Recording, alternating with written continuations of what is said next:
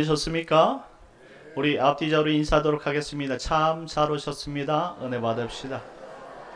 참 잘 오셨습니다. 참 잘 오셨습니다. 예.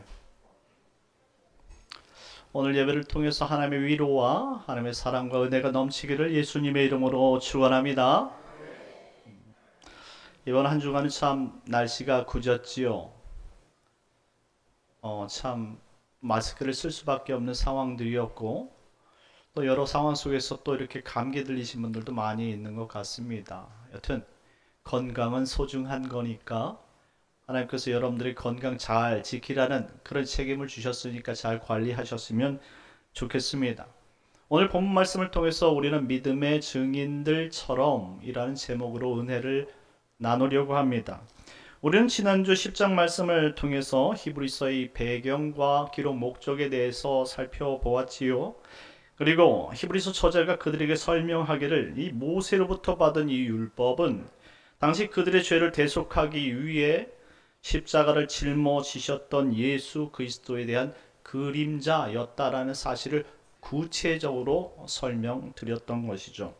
그래서 율법을 통해서 그들에게 가르쳐 주시려 했던 하나님의 은혜가 무엇인지를 새겨 듣기를 원했고, 이 땅에 그리스도를 따라서 믿음으로 살아가는 성도들은 어떻게 해서든지 용기를 가지고 담대하게 결단력을 가지고 살아가기를 바라는 마음으로 설교를 했던 것입니다.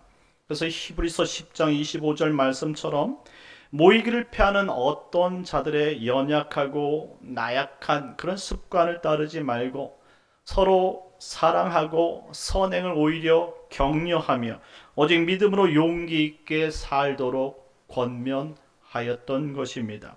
사랑하는 성도 여러분, 과거 히브리서 저자의 가르침처럼 우리를 참된 신앙으로부터 멀어지게 하는 것이 있다면, 우리를 예수 그리스도를 믿는 그 신앙에서 떨어뜨리게 하는 것이 있다면, 그런 것들을 구별하고 어떤 상황에서든지 하나님의 은혜를 택하고 믿음과 용기와 결단력을 가지고 이 땅을 살아갈 수 있는 믿음의 사람들 되시길 예수님의 이름으로 축원합니다. 그리고 나서 오늘 본문 말씀 11장으로 들어오는 것이죠. 1절과 2절 말씀을 다 같이 한번 읽어보도록 하겠습니다. 시작. 믿음은 바라는 것들의 실상이요 보이지 않는 것들의 증거니 선진들이 이로써 증거를 얻었느니라. 아멘.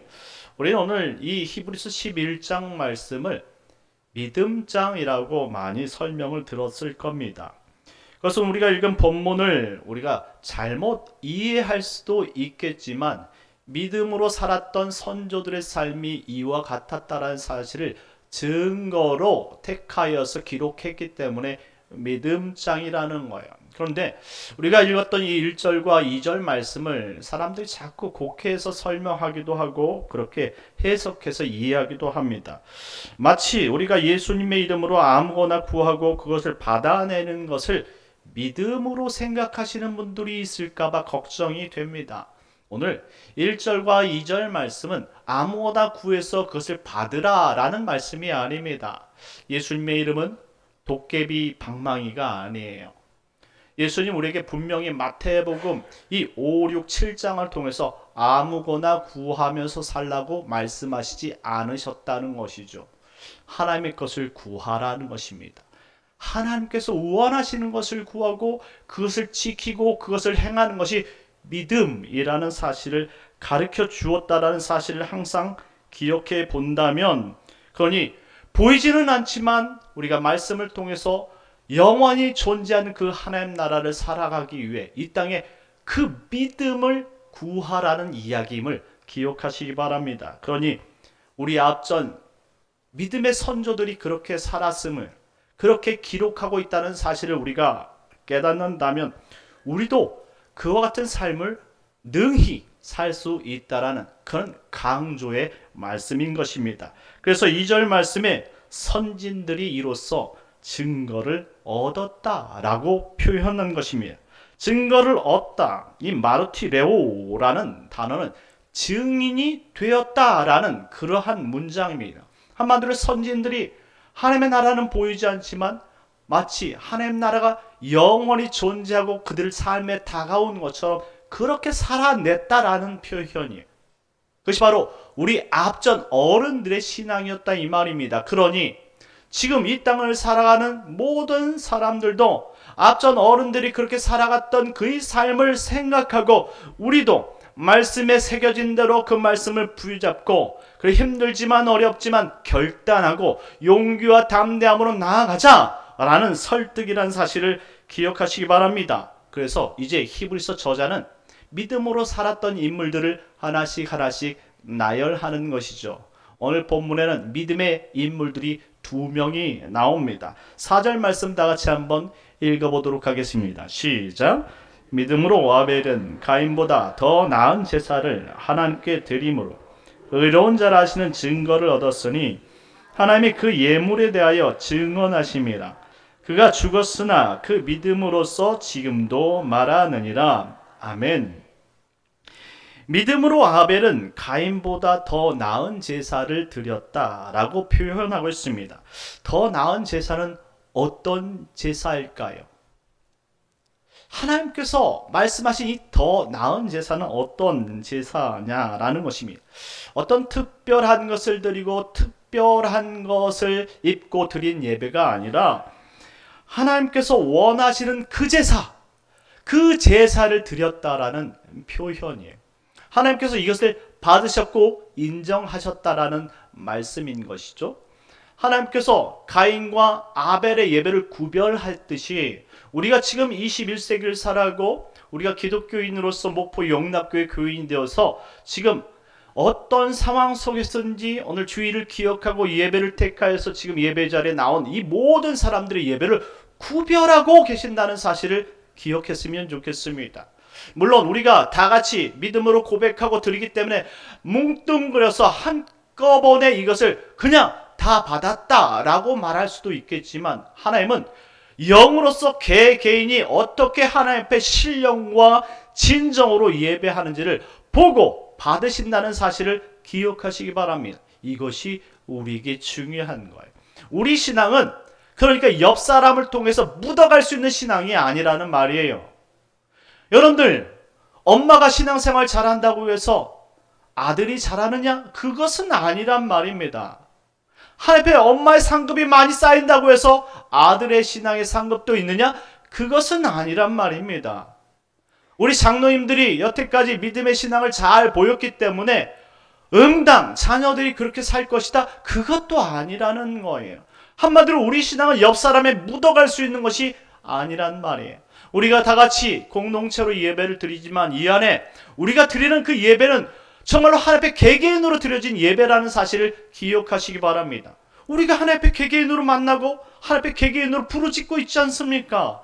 우리가 예수의 이름을 개개인으로 부르는 것처럼 주님께서 우리가 부르는 그 부름을 응답해 주신다는 사실을 생각해 볼 때에 우리가 옆 사람의 신앙으로 우리가 함께 은혜를 받고 우리가 함께 영광을 돌리는 것은 아니란 설명입니다. 이처럼 아벨도 가인도 같은 장소에서 같이 예배를 드렸지만 누구의 예배는 받지 않으셨고 아벨의 예배는 받으셨다라는 표현입니다. 이처럼 같은 형식과 같은 장소에 함께 예배를 드린다고 하여서 하나님께서 다 취하는 것이 아니라 골라서 하나님께서 받을 만한 예배를 받으신다는 사실을 우리가 생각해 보아야 합니다. 이것이 바로 인격적인 예배의 표현인 것입니다. 그렇다면 아벨은 어떤 예배를 드렸을까요? 먼저 오늘 본문이 배경이 되는 가인과 아벨의 최초의 예배를 한번 살펴보면 됩니다. 오늘 히브리서 저자가 이야기했던 이 본문의 말씀은 정확하게 모세의 오경 가운데 창세기 4장 3절에서 7절까지의 말씀을 언급하고 있는 거예요. 자, 우리 3절부터 7절까지의 말씀이 좀 길 수 있겠지만 다 같이 합독해서 읽도록 하겠습니다. 시작! 세월이 지난 후에 가는 땅의 소산으로 제물 삼아 여호와께 드렸고 아벨은 자기도 양의 첫 새끼와 그 기름으로 드렸더니 여호와께서 아벨과 그의 제물은 받으셨으나 가인과 그의 제물은 받지 아니하신지라. 가인이 몹시 분하여 안색이 변하니 여호와께서 가인에게 이르시되 내가 분하여 함은 어찌 됨이며 안색이 변함은 어찌 됨이냐? 내가 선을 행하면 어찌 낯을 들지 못하겠느냐? 선을 행하지 아니하면 죄가 문에 엎드려 있느니라. 죄가 너를 원하나 너는 죄를 다스릴지니라. 아멘. 비록 아담의 예배는 정확하게 기록하지 않았지만 우리가 창세기 4장 본문 말씀을 통해서 알 수 있는 것은 그의 아들들인 가인과 아벨의 예배는 정확하게 기록하였다라는 것입니다. 자, 왜 그들의 예배를 기록했는지에 대해선 우리가 좀 논리적으로 좀 생각해 볼 필요가 있습니다. 자, 지금 아담의 아들인 가인과 아벨의 예배는 특별히 어떤 예배전 의식을 통해서 그들이 드렸다는 기록이 전혀 없어요. 왜 그럴까요? 아담과 하와 그리고 가인과 아벨의 시대는 글자라는 것이 없었어요. 그래서 오늘 이 창세기 기록도 누가 기록한 겁니까? 모세가 기록한 거예요. 그래서 모세의 오경이라고 말하지 않습니까? 왜 그러면 모세가 기록했느냐? 비로소 애굽에 글자라는 문명이 들어왔던 거예요. 그래서 애굽의 선진 문명을 받았던 이 왕자였던 모세가 그 글을 가지고 비로소 하나님의 말씀을 받아서 기록한 것이 모세의 오경인 겁니다. 근데 이 모세가 이 오경을 기록할 때 시내산에서 율법을 받았지 않습니까? 그 율법을 받았을 때에 이처럼 5대 제사법까지 함께 받았어요. 그래서 기록했죠. 이것을 성문화된 율법이라고 말하는 거예요. 누구든지 이렇게 기록된 말씀이니 이 말씀을 보고 듣고 읽는 사람들은 이와 같이 예배를 드리면 된다라는 표현이죠. 그렇습니다. 모세 율법을 통해서 5대 제사가 정확하게 기록이 되어 있어요. 그렇다면 그 모세에게 기록한 5대 제사와 오늘 아담 하와의 자손인 가인과 아벨이 드렸던 이 제사는 다를까요? 그렇지 않다는 거예요. 단지 차이점이 있다면 바로 아담을 통해서 구두로 전해진 그러한 예전을 따르고 있을 뿐이고, 그리고 모세 이후에는 이 모든 사람들이 성문화되어진 율법으로 증거되어진 그 제사법을 따라 드린 것 외에는 전혀 차이점이 없다라는 사실입니다. 그러니 우리가 모세 율법 이전의 시대에도 똑같은 예배 방식을 취하고 있다는 사실을 추론할 수 있는 것이죠. 그러니 과거 아담의 제사는 마치 미개한 제사이거나 아무렇게나 생각나는 대로 드린 제사라고 생각해선 큰 오점이 될 수 있는 것이죠. 하나님은 그런 분이 아니에요. 하나님은 과거나 지금이나 동일하신 분인 줄 믿으시기 바랍니다. 그래서 천지를 창조하셨던 그 아담의 때나 그리고 모세의 때나 지금 우리가 예배드리고 지금 21세기도 동일하게 변하지 않은 진리의 말씀을 우리를 가르치고 있다는 사실을 기억했으면 좋겠습니다. 처음부터 끝까지 일맥상통한 말씀을 우리가 전해 들은 거예요. 그러니 오늘 이 가인과 아벨의 그런 제사를 통해서 모세 율법에 나와 있는 5대 제사를 비교해 보면서 그리고 현대 21세기를 살아가는 우리가 드리는 이 예배에는 어떤 차이점이 있는가, 무엇이 중요한 것인가를 발견하는 것이 오늘 히브리서 저자가 그들에게 가르쳐 주고 있던 핵심이라는 사실입니다. 자, 그렇다면 왜 하나님께서 가인과 그의 제물은 받지 아니하셨느냐라는 거예요. 이유가 있지 않겠습니까? 우리가 많은 가운데 같이 예배를 드리지만 분명히 하나님께서는 인격적으로 우리 예배를 한 사람 한 사람 받으시기 때문에 누구의 예배는 받으시고 누구의 예배는 받지 않으시는 이유가 있다 이 말입니다. 그 가운데 가인이 그와 같았다라는 설명이에요. 가인은 창세기 4장 3절 말씀처럼 땅의 소산물로 하나님께 드렸다라고 설명합니다. 땅의 소산물이 무엇입니까? 한마디로 그가 농부였다라는 사실을 가르쳐 주고 있죠. 그가 정말로 길러냈던 그 곡물을 가지고 하나님 앞에 드렸던 거예요. 이것을 이 성문화된 율법을 보면 5대 제사법 가운데 곡식으로 드린 제사, 소제라는 사실을 우리가 알 수 있는 것이죠. 하나님께서 곡물로 드린 이 소제를 싫어하셨을까요? 그래서 안 받으신 것이냐라는 말입니다. 만약 그렇다면 하나님께서 모세 율법의 제사법 가운데에 곡물로 드렸던 이 소제를 제외하고 가르쳐 주었어야 된다는 사실이죠. 그런데 그 가운데 5대 제사법에 떡하니 이 소제가 기록되었다라는 것은 그것도 받으신다라는 표현인 것입니다. 그렇다면 왜 하나님께서 가인의 소재는 받지 않은 것이냐라는 질문을 던질 수밖에 없는 거예요. 히브리서 저자가 지금 유대 기독교인들에게 율법에 대해 가르칠 때에 율법이 누구의 그림자입니까? 라는 질문을 던졌습니다. 율법은 누구의 그림자입니까? 장차 오실 바로 예수 그리스도의 그림자라는 사실을 똑똑하고 명확하게 가르쳐 주었다는 사실을 기억하시기 바랍니다. 그렇다면 율법과 5대 제사의 내용은 다 누구의 그림자라는 말씀입니까? 예수 그리스도. 그의 속죄 제사인 바로 십자가에 대한 밑그림을 그려냈다라는 표현. 바로 이것이 오늘 히브리서 저자가 이야기하고 싶은 부분입니다. 그래서 히브리서 저자는 이것을 이렇게 말씀합니다. 히브리서 9장 22절 말씀인데요. 다 같이 한번 읽어보겠습니다. 시작. 율법을 따라 거의 모든 물건이 피로써 정결하게 되나니. 아멘. 피 흘림이 없은즉 사함이 없느니라. 이 문장은 매우 중요한 것입니다. 이 말씀은 5대 제사의 본질적 의미가 우리 죄를 씻어야 한다라는 내용을 가르치고 있는 거예요. 그래서 이 예전이 필요한 거예요. 제사법이 들어왔다라는 말입니다. 이는 우리가 죄로 인해서 생명을 잃었기 때문에 심판을 받는 존재들이 되었기 때문에 그 심판을 면해주기 위해, 그 죄를 씻어내기 위해 하나님께서 은혜 방편으로 이 예법을 우리에게 전해주셨다라는 사실을 이야기하는 것입니다. 이것을 가르치는 것이 바로 제사법입니다. 그래서 하나님의 율법을 통해 정결한 짐승, 흠이 없고 죄가 없는 짐승을 죽여서 사람을 대신하도록 그렇게 명령했지요. 그렇다면 이 율법이 장차 올 좋은 일의 그림자, 예수 그리스도의 상징이고 그림자라면, 그렇다면 여기 받쳐진 이 짐승은 누구를 뜻하는 것이냐? 이 말씀입니다. 누구입니까?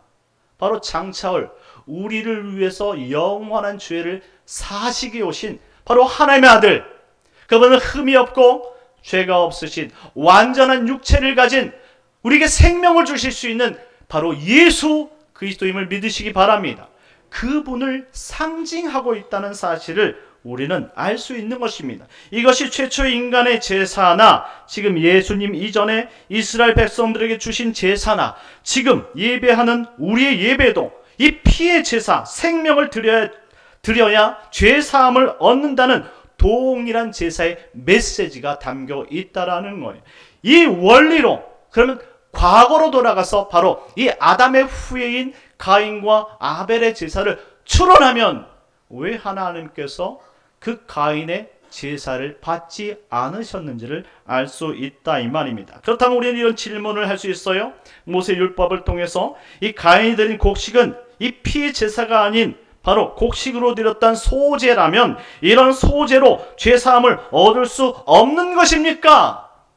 오늘 본문 말씀을 통해서 네, 그렇습니다 라는 거예요. 자, 그렇다면 왜 소제를 하나님께서 5대 제사법에 두고 허락하셨느냐 이 말입니다. 이것을 알아야지 우리가 그것을 해결할 수 있기 때문이죠.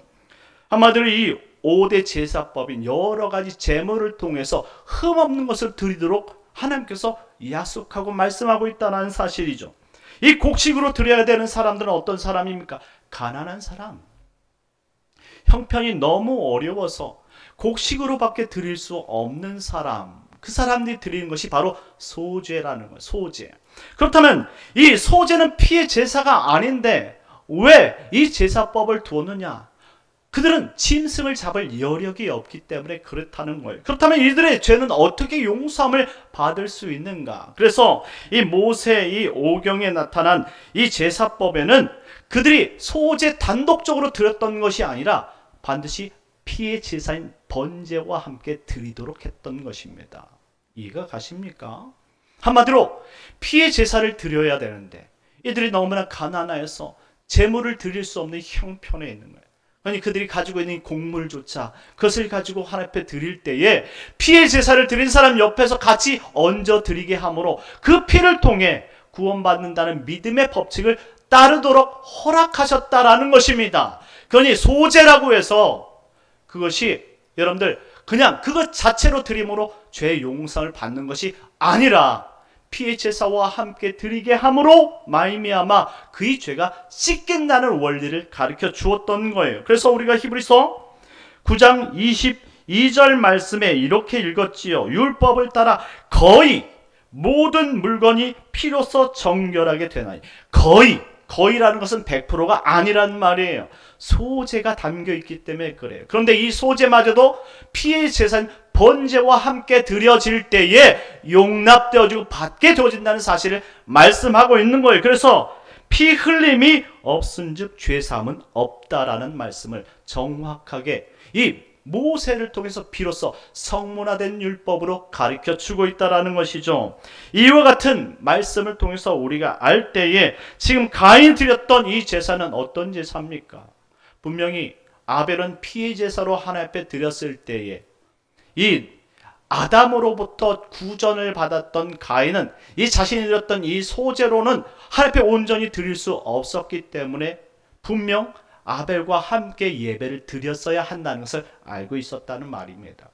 그럼에도 불구하고 그는 그렇게 하지 않았다는 것이죠. 이것이 무엇입니까? 이기심이에요. 믿음이 없는 사람은 절대 하나님 말씀에 굴복할 수 없는 것이죠. 세상 방식으로는 하나님을 만족할 수 없다는 사실을 기억하시기 바랍니다. 여러분 이 자리에 나와서 우리가 하나님 앞에 예배 드릴 때 피의 제사가 없다면 드릴 수 없는 거예요. 그렇기 때문에 우리가 예배라 지칭하고 21세기에 우리가 하나님 앞에 예배를 드릴 때에 그냥 드려지는 것이 아니라 우리는 오늘도 우리를 위해 장차 오실 정말 좋은 그림자 되셨던 우리의 죄를 씻기셨던 그 예수 그리스도의 피 공로를 의지하여서 이 시간 하나님 앞에 나아갈 수 있다는 사실을 기억하시기 바랍니다. 예수님을 의지하지 않고는 우리도 이 시간 드려진 예배를 온전히 하나님 앞에 드릴 수 없는 것이죠. 그러니 누구든지 예배 자리에 앉게 되어지면 주님 나의 죄를 용서해달라고 먼저 기도해야 되는 것입니다. 주님 오늘도 주님을 의지하여 예배할 수 있도록 그 말씀을 새겨듣게 하여 주옵소서. 주님 성령님을 통해서 하나님의 놀라운 은혜가 넘치는 예배가 되게 하여 주옵소서. 이런 믿음의 고백이 없이는 우리 예배도 가인의 제사가 될 뿐이라는 사실입니다. 그리고 두 번째는 가인은 하나님을 사랑하는 마음이 없었다라는 것을 알 수 있어요. 율법을 따라 드렸던 이 소제에는 4가지 규례가 있었습니다. 자, 소제 때 드리는 4가지 예물이 있었는데 첫째는 고운 가루. 무슨 말입니까? 정성이 있어야 된다는 거예요. 비록 있는 것으로 드린다 할지라도 정성이 있어야 된다는 말. 둘째, 아무것도 섞지 않은 무교병이어야 됐고, 넷째, 처음 익은 곡식 첫 이삭을 드려야 돼. 구별함이 있어야 된다라고 설명하고 있습니다. 구별함이 뭡니까? 정성이에요. 하나님을 사랑하지 않는 자는 구별할 수가 없다라는 말씀이죠. 여러분들은 오늘 2월 첫째 주 예배를 드리기 위해서 어떤 마음으로 오셨습니까? 그냥 늘상 드리던 그런 예배의 그런 모습으로 혹시 나오지는 않았어요? 여러분 어제 입던 옷으로 평상시에 입던 옷으로 아무것도 구별하지 않은 채 여러분들이 이 자리에 나와서 그냥 이 자리에만 앉아있으면 하나님께서 예배를 받으시는 줄 알고 그렇게 참석하지는 않으셨느냐 이 말입니다. 이와 같은 예배는 가인처럼 그저 연락되지 않을 뿐이라는 사실입니다. 하나님은 더 이상 형식적인 예배를 원하시지 않습니다. 여러분들이 어떤 상황 속에서 이 자리에 참석했든 여러분들이 오늘 주일이라는 사실을 구별해야 되고 여러분들의 죄를 대속할 수 있는 유일한 분은 예수 그리스도라는 사실을 믿어야 된다는 사실을 인식하시기 바랍니다. 그분 앞에 나와 그분의 피로 인해서 내 죄가 사함을 받고 그리고 그분을 통해서 우리가 하나님께까지 나아갈 수 있는 용기와 담력을 얻을 수 있는 존재라는 사실을 기억할 때에 우리의 예배가 참된 예배가 된다는 사실을 믿으시기 바랍니다. 그러니 우리는 구별해야 되지요. 오늘 여러분들 단 11시 예배를 한 번 드리고 여러분들이 집으로 돌아간다 할지라도 이 예배를 구별하지 않으면 그 예배는 그냥 헛것이 되어지는 것입니다. 여러분이 나와서 정말 이 한 번의 예배를 드릴지라도 정말 주님 나의 죄를 씻어주시옵시고 주님 없이는 내가 살 수 없는 부족한 존재이니 오늘도 주님을 만나게 해주시고 주님께서 주시는 그 말씀을 목사님을 통해서 듣게 하시고 그 말씀을 통해 한 주간을 믿음으로 살아갈 수 있는 용기와 힘과 담력을 주시옵소서.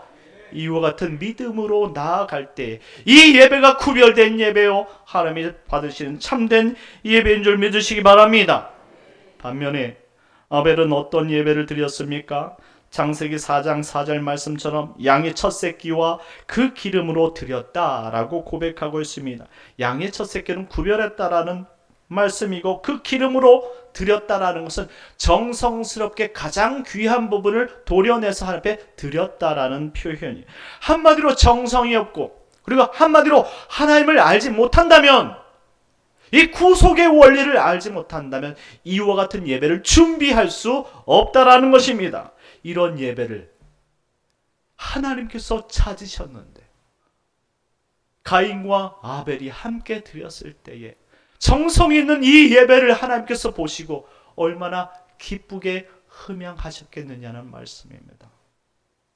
이런 예배를 기다리고 계셨는데 가식적이고 형식적인 세상 속에 세상 우상 앞에 드리는 많은 예배처럼 많은 사람들이 하나님을 믿는다 말하지만 예수 없이 드리는 그러한 예배를 하나님께서 기뻐하시지 않고 오직 구별하여 오직 예수님만이 나의 길이요 진리요 통로가 되신다는 사실을 알고 그분 앞에 내 생명을 드리고 내 생명을 맡기고 그분을 통해서 하나님께 나아가기를 간절히 소망하여 이렇게 정성되게 구별해서 드린 이 예배를 하나님께서 보셨다면 이 예배를 얼마나 기쁘시게 여기셨겠느냐는 말씀입니다. 이러한 사람들을 위해 하나님께서 복을 내려주시는 것이 아니냐는 말씀입니다. 그러니 여러분들도 오늘 이 자리에서 예배할 때에 예수 없는 예배, 예수님을 무시하거나 죄사함 없이 그냥 우리가 일상적으로 나와서 이 자리에만 참석하면 하나님께서 용납하시고 용인하시고 나의 예배를 받아주신다는 막연한 생각으로 드린 평범한 예배를 원하신다면 다 십자가 앞에 내려놓으시길 예수님의 이름으로 축원합니다. 여러분들 안타까운 것은 아벨이 그럼에도 불구하고 하나님께서 주신 귀한 축복을 누리지 못했다는 사실을 볼 수가 있어요. 그의 형 가인으로부터 빈들에서 돌로 맞아 죽게 됩니다. 생각합니다. 사람들은 이것이 하나님께서 말씀하신 예배자에게 주시는 축복입니까? 라고 묻는다는 것이죠. 여러분들 어떻게 생각합니까? 예배를 드린 사람에게 하나님께서 복을 주신다면 빈들에서 그의 형 돌에게 맞아 죽는 그의 형 가인의 돌에게 맞아 죽는 이런 저주를 받는 것이 축복이라 말할 수 있겠느냐 따질 수 있지 않겠습니까? 여러분들 형태적으로 따져본다면 그것이 축복처럼 보이지 않는다 말할 수 있겠지만 결론적으로 말씀해 보십시다. 그가 비록 얼마만큼 인생을 살았는지 모르지만 그는 단 한 번의 이 귀한 준비된 예배를 통해서 하나님께서 그의 예배를 받으셨다라고 표현하고 있습니다. 그의 생명을 받으시고 그를 이 땅에 저주받은 세상 속에서 하나님의 영광스러운 장소로 옮기게 되었다면 얼마나 이것이 축복이라는 사실을 보여주고 있느냐 이 말씀입니다. 이처럼 많은 예배자는 이 땅에선 여전히 진리를 따르지 않는 자들로부터 죽임을 당하고 고난을 당하고 정말로 역경 속에 살아갈 수는 있겠지만 분명히 하나님께서는 우리에게 그런 귀한 예배를 받으시고 원하심으로 그 예배를 드린 모든 사람들을 복주시고 영원한 길로 인도해 주시는 줄 믿으시기 바랍니다. 그래서 마태복음 10장 30절 38절 말씀처럼 예수님께서는 자신의 십자가를 짊어지지 않고 따르는 자는 자신에게 합당치 않다라고 말씀해 주신 것입니다. 또한 베드로전서 3장 17절 말씀에는 선을 행함으로 고난을 받는 것이 하나님의 섭리라고 베드로는 단도직입적으로 설교를 했던 것을 알 수 있습니다. 그러니 이 땅에서 합당한 믿음의 삶을 살려거든 진리를 거스리는 세상에서 우리의 믿음의 방식을 온전히 굳건히 지키고 믿고 나아갈 때에 그것이 바로 바른 믿음이고 바른 예배의식이라는 사실을 기억하시기 바랍니다. 그러니 우리가 과거 아벨로부터 지켜왔던 이 피의 제사, 예수 그리스도의 생명의 제사, 그것이 수천 년이 흘러와 지금 21세기를 살아가는 우리에게도 여전히 똑같은 방식으로 드려지고 있다는 사실을 생각해 보고 예수님 없이는 우리가 하나님 앞에 나아갈 수 없는 어리석은 죄인이요, 죄 많고 죽어야 되는 그런 죄인이라는 사실을 기억하시기 바랍니다. 그러니 이러한 삶 가운데 바른 믿음의 삶으로 보여줬던 또한 인물이 있었는데 그 사람이 바로 오늘 본문에 기록되어진 에녹입니다. 5절 말씀 다 같이 읽겠습니다. 시작. 믿음으로 에녹은 죽음을 보지 않고 옮겨졌으니 하나님이 그를 옮기심으로 다시 보이지 아니하였느니라. 그는 옮겨지기 전에 하나님을 기쁘시게 하는 자라는 증거를 받았느니라. 아멘. 에녹은 옮겨지기 전에 하나님을 기쁘시게 하는 자라는 증거를 받았다라고 결론 짓고 있습니다. 한마디로 믿음의 증거가 있었다라는 표현입니다. 믿음의 증거. 그거는 무엇입니까? 에녹은 우리가 알고 있듯이 이 땅에서 가장 오래 살았던 무드셀라의 아버지이죠. 그리고 또한 그는 선지자였습니다. 그는 하나님이 그를 옮기기 전에 하나님을 기쁘시게 하는 증거를 받았다라고 말합니다. 그래서 창세기 5장 24절 말씀에도 오늘 본문과 같은 기록이 담겨 있는데 에녹이 하나님과 동행하더니 하나님이 그를 데려가심으로 세상에 있지 아니하셨더라 라고 표현합니다. 그런데 히브리서 기자는 여기에 한 가지를 더 추가했어요. 그가 옮겨지기 전에 하나님을 기쁘시게 하는 기쁘시게 하는 증거를 받았다라는 표현입니다. 도대체 그것이 어떤 증거입니까? 증거. 마르티레오. 이 단어는 모두가 다 수동태로 기록이 되었다라는 특징이 있습니다. 수동태. 무슨 말입니까? 내가 원해서 한 것이 아니에요. 하나님이 원해서 했다라는 표현이죠. 이게 바로 믿음의 증거라는 거예요. 여러분들이 이 자리에 앉아서 예배하는 것은 여러분이 원한 것입니까? 아니면 하나님이 원하시는 일이었습니까? 여러분들이 예배하고 찬송 드리고 하나님의 교회에서 봉사하는 이 모든 것들은 여러분들이 자원해서 하는 거예요? 아니면 하나님께서 원하셨기 때문에 내가 그 은혜로 행하는 것이냐 말입니다. 오늘 바로 이런 에녹의 증거가 바로 이 땅에 살아가는 모든 사람들에게 믿음으로 산다는 것은 내 중심으로 살아가는 것이 아니란 표현이에요. 믿음으로 살아간다는 것은 나는 이것을 원치 않아요. 나는 교회 구속받기도 싫고 하나님 말씀대로 살아가기 싫고 그리고 내 뜻과 내 비전과 내 인생을 살아가는 것이 전부라고 생각하는데 그렇게 살아서는 천국에 갈 수 없다는 사실을 내가 알아버렸어요. 예수 없이는 이 땅에 살아갈 때 죄이고 예수 없이는 우리가 저 천국에 갈 수 없다는 사실도 알아버렸다 이 말입니다. 그러지 싫던지 좋던지 우리는 말씀 없이는 살아갈 수 없고 예수 없이는 살아갈 수 없다는 사실을 이제 알아버린 거예요. 그것이 신앙이죠. 그러니 내가 할 수 있죠. 교회 안 나올 수 있어요. 주일날 내가 하고 싶은 거 할 수 있습니다. 일부 예배만 드리고 그냥 오면 집 가서 내가 하고 싶은 거 다 할 수 있어요. 6일 동안 내가 하고 싶은 모든 것들 다 할 수 있잖아요. 그럼에도 불구하고 하나님의 말씀이 성령 하나님께서 그것을 원치 않는다는 것을 아니까 내가 그저 오늘도 순종하는 것이죠. 말씀에 복종하는 거예요. 내가 세상에서 인정을 받고 명예도 있고 권력도 있지만 그것이 중요한 것이 아니라 지금 하나님이 내가 하나님을 어떻게 믿고 있고 하나님이 나를 어떻게 기억하시고 있는가가 중요하다 이 말입니다. 그러니 그분의 말씀 앞에 그저 무릎을 꿇는 거예요. 그냥 순종하는 겁니다. 마치 끌려가는 양처럼 그것이 도살장인 것을 알고 있지만 그 길이 주님께서 원하시는 길인 줄 알기 때문에 사도 바울이 그랬던 것처럼 12제자가 그랬던 것처럼 우리 앞에 선조들이 그랬던 것처럼 우리가 그 길을 걸어가는 것입니다. 믿음은 내가 원하고 바라는 것을 구하고 행하는 그런 자기 중심적인 삶이 아닙니다. 오직 보이지는 않지만 하나님 나라의 영광을 위해서 내 모든 것을 포기하며 수동적이지만 그 길을 걸어갈 때 하나님이 받으시는 길이 믿음의 길이고 신앙의 길인 줄 믿으시기 바랍니다.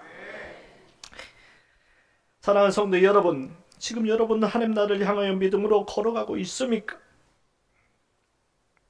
그러니 주일에 한 번 여러분들 출석했다고 그것을 신앙생활 다 한 것이라고 생각하지 마시기 바랍니다. 언제 주님이 오실 줄 모릅니다. 그분 앞에서 우리가 감히 정말로 하나님 앞에 얼굴을 들면서 우리가 따져 묻는 삶이 아닌 어떻게 해서든지 하나님께서 나에게 은혜를 베풀어 주셔서 이 길이 바른 길이라고 인정을 받을 수 있는 그러한 삶을 살 수 있는 것이 진정한 신앙인의 길이라는 사실을 기억하시기 바랍니다. 앞전 신앙인도 그렇게 살았다고 오늘 히브리서 저자가 말씀하고 있지 않습니까? 그렇다면 우리도 이 땅에서 그런 삶을 살 수 있다는 사실을 기억하시고 믿음이 아니면 과감하게 포기하십시오. 어떤 상황 속에서도 믿음을 택할 수 있는 여러분들 되시길 예수님의 이름으로 축원합니다. 우리 시간 다 같이 기도합시다. 하나님께서 이렇게 우리에게 은혜를 베풀어 주셨는데 우리는 그저 형식적으로 주님을 정말로 사랑한다 말하고 예배한다 말하는 어떤 가인과 같은 예배를 드린 사람들이라고 생각됩니다. 하나님, 저희들 용서하여 주셔서 구속의 원리를 바로 알고 오직 주님 없이는 살아갈 수 없는 부족한 종이오니 하나님, 주님 뜻대로 살게 하시고 믿음대로 살아갈 수 있는 귀한 믿음의 사람 되게 하여 주옵소서. 우리 주여 한번 외치고 기도하도록 하겠습니다.